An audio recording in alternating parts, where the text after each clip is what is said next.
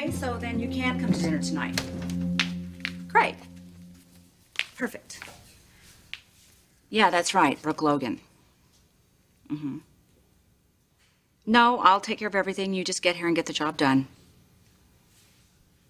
All right. Okay, I'll see you then. Yep, that's right, Brooke. After tonight, everything will be completely different. So it's really gonna happen, right? Dinner at Nick and Taylor's. I guess so. Well, maybe it'll be good for everyone. Maybe. Good and awkward. Yeah. But I'll be with you, Nick will be with Taylor. At least everyone will know where everyone stands.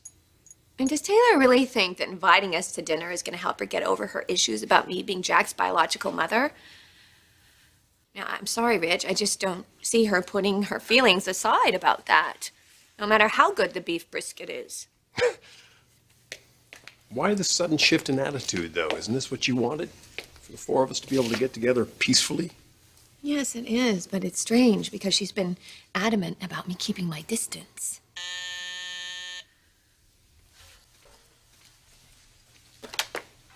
Brooke Logan. Oh, yes, he is. I'll tell him.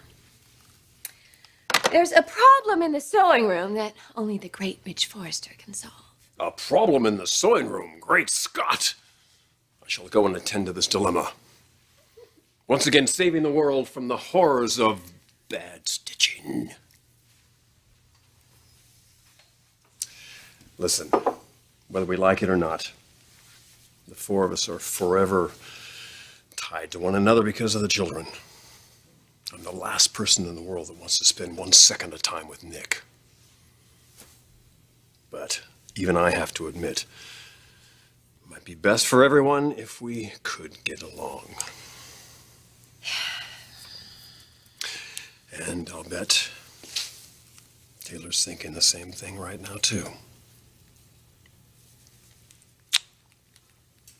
I have to go save the world.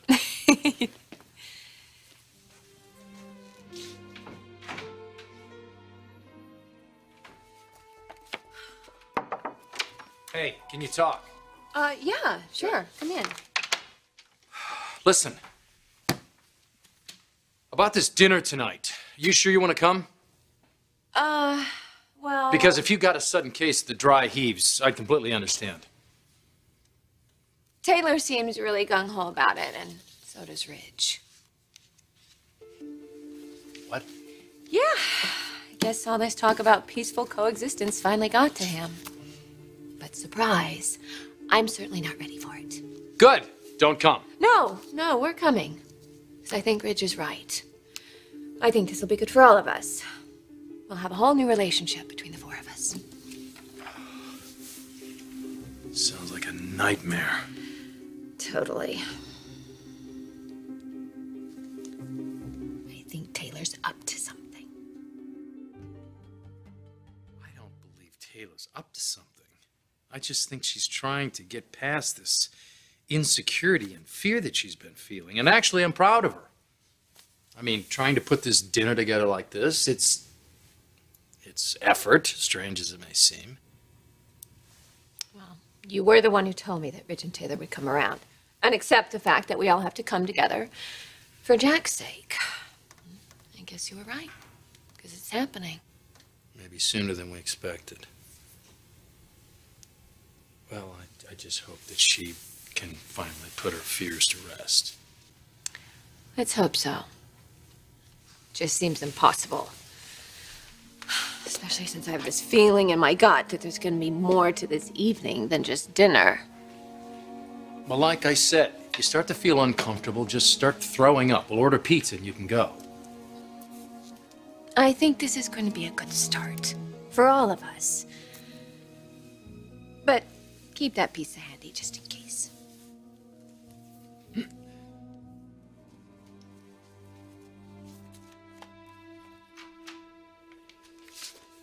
Crisis resolved?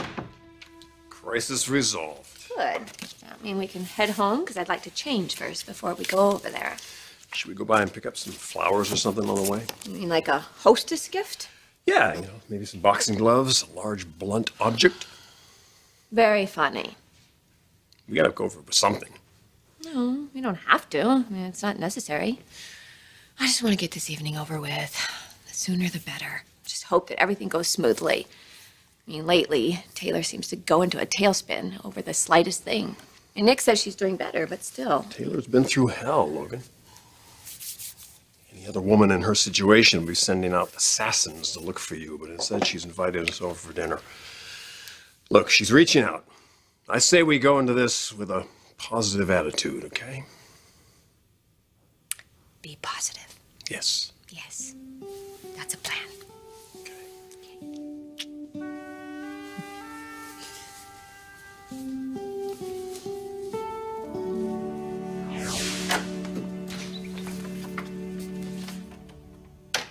Hey! I was wondering when you were going to get home. Well, is there anything I can do? Well, actually, you could go and you could check on Jack. I haven't heard a peep from him in, about 15 minutes. Could you check? Yeah? Okay. Okay. I'm going to be setting this table, and then you need to go up and we have to start getting dressed. Okay.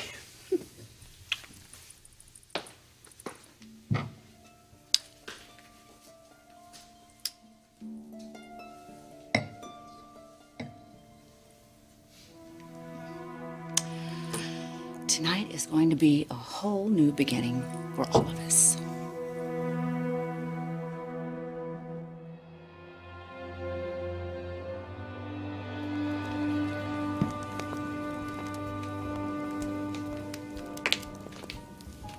Wow. Oh, you like? I like. You look beautiful. Thank you. That's them. Okay. Hello. Hi. Welcome. Come on in. Hi. Oh, I'm so glad you could make it. Come on in. Nick, would you take their coats? Sure. There you go. Rich. I'm so glad you came. I was a little afraid you wouldn't. Oh, well, no, we're happy to be here. Good, because tonight is the start of something wonderful, okay? I don't think there's any reason we can't be friends and family and parents together, you know? I have to check me. I'll be right back.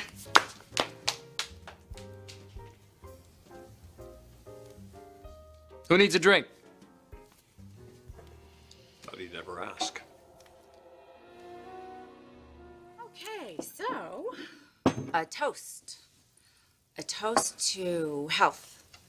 Health for our family and our friends and to our children and to new beginnings. Here, here. Cheers. To new beginnings. Yeah, cheers.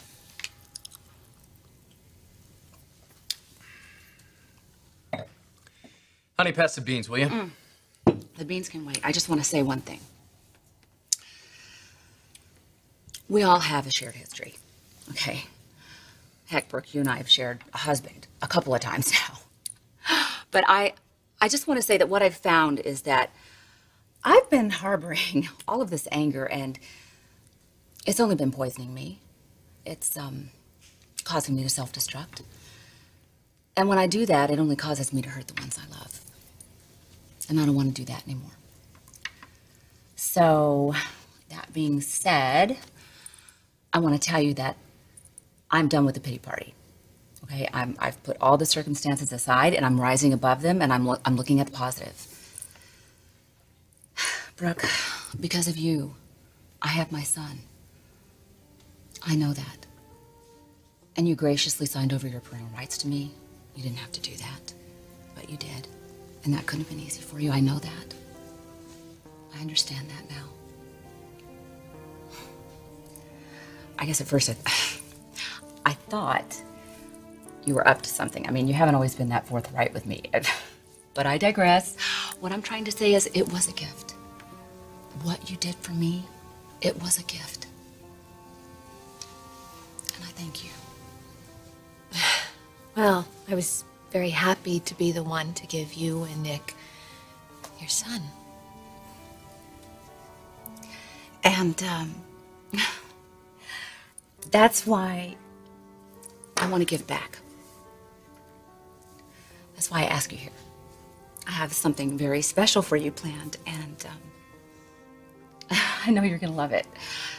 It's something that is going to change all of our lives.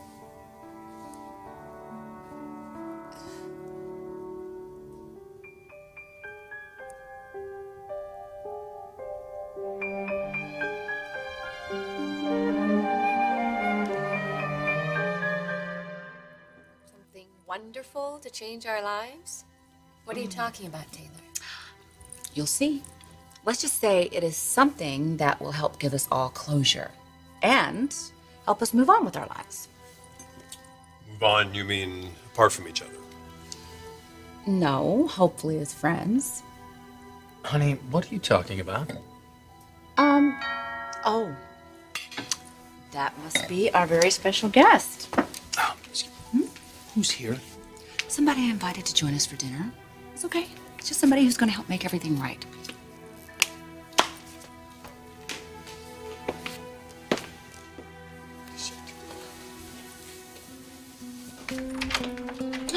Hello. Taylor. Thank you. Hello. Come on in. Hi. Reverend, good to see you. Rich, Brooke, how are you? I'm so excited to be here for this occasion. Taylor told me everything. You have a very special friend in her. Shall we get started? Doing what? I invited the Reverend here tonight because, Brooke, it's time to bury the hatchet and end this hostility between us. I know I've been a little insecure here lately, and I've lashed out at you, and I haven't been very nice to you. I've treated you like you're some kind of homewrecker, and I don't want to be like that anymore. I want to help you. I want to be nice to you. I know you and Rich have been planning on getting married. The only thing missing is that you haven't set the date. Well, guess what? That date is now. It's tonight. What? Yes! Yes, it's tonight. You are going to get married right here, right now, in this house. I can see you're very surprised. I can see that. So, now's the time. Will you marry Rich tonight?